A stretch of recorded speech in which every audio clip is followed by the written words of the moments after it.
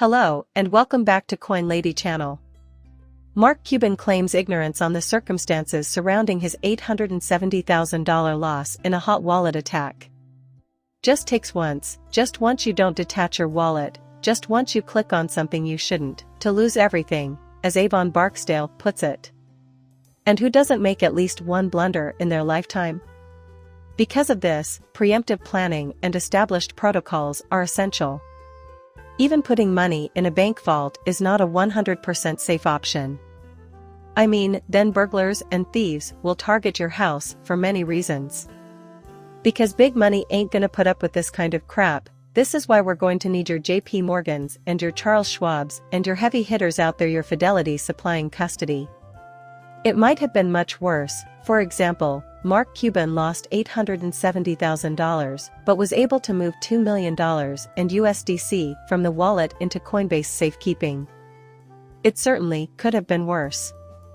Mark probably didn't need that much cash in a hot wallet because he probably wasn't using enough decentralized applications. The guy presumably merely kept his money in the MetaMask wallet and accidentally clicked on anything malicious, but it could have been anyone. You should give this some thought, and you should take precautions. And remember that every option has its benefits and drawbacks. That's why some time and development are needed here.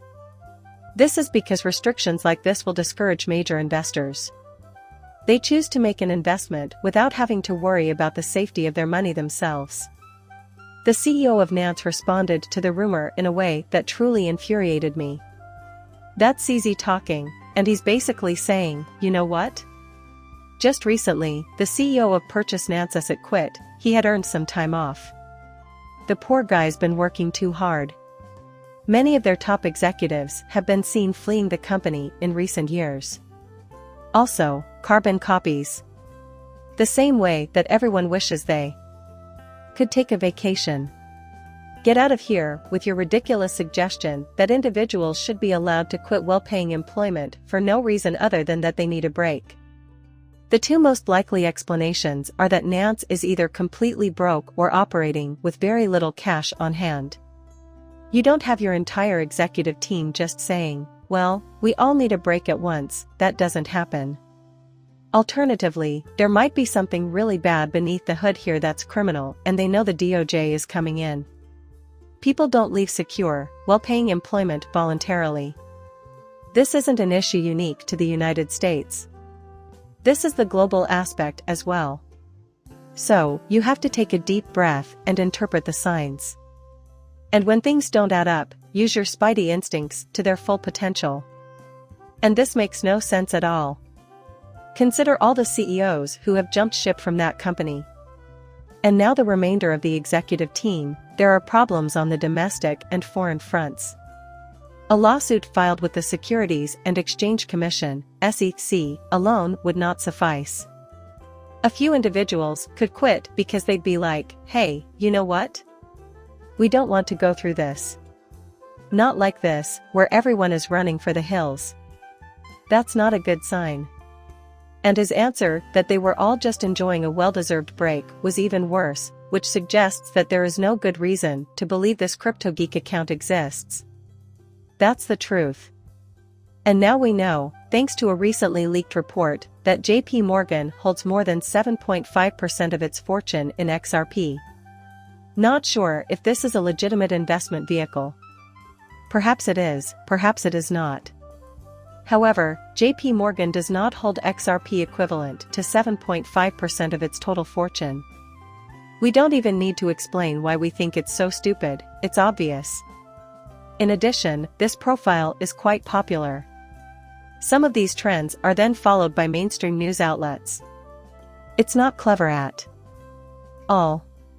Okay, so here's the deal. I despise accounts like this one that post clickbait they know isn't true merely to drum up interest. Seems like this user is cashing in on Twitter with 106,000 views. Everyone is entitled to their own viewpoint, and it doesn't bother me if you think XRP will rise to a particular price or fall to zero. And that's fantastic, who knows, maybe we're wrong. More often than not, I've been completely wrong. That is not something I intend to pick apart or criticize. It's absurd to think that. I can't stand it when people spread incorrect information in the hopes of gaining attention.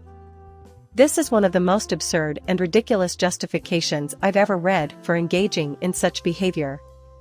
And in the end, it reaches the masses and becomes noticed. And I have no idea what to do with it. Again, I don't support attacking individuals for holding different views than your own. Sometimes those with outlandish claims turn out to be correct. However, this is obviously erroneous information. We have a serious problem with that. I was currently perusing this fidelity report. Interestingly, the report is actually good news for Ethereum. However, I cannot disagree more with this. Ethereum has some drawbacks in comparison to Bitcoin. The first point is really important, in my opinion.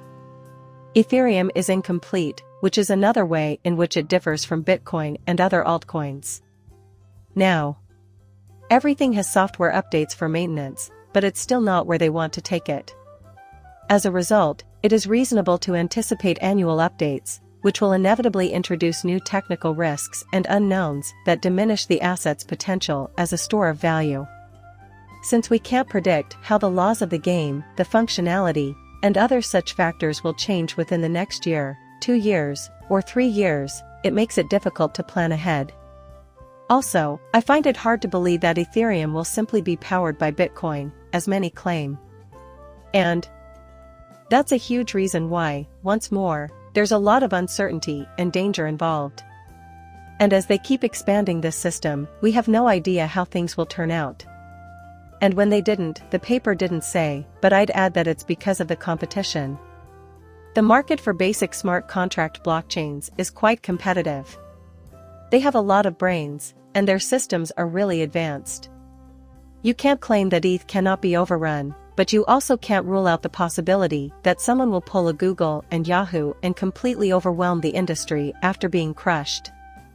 And many people are working towards that goal. Because of the uncertainty surrounding the renovations and the future of this network beyond the next year or two.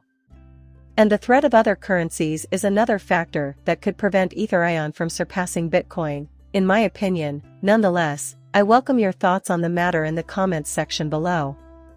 Interesting. Many speculate that Ethereum will easily outperform it, nevertheless, only time will tell.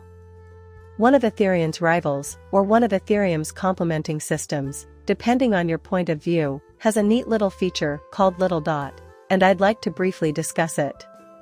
The concept is that on Ethereum, users must first go through servers in order to connect with the D app using MetaMask, and only then can they use the blockchain.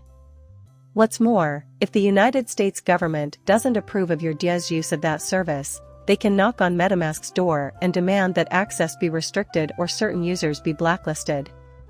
To access the decentralized capability, you need to go through a server when they have that ability, which effectively forms a centralized tunnel. Not so if you give it any serious thought.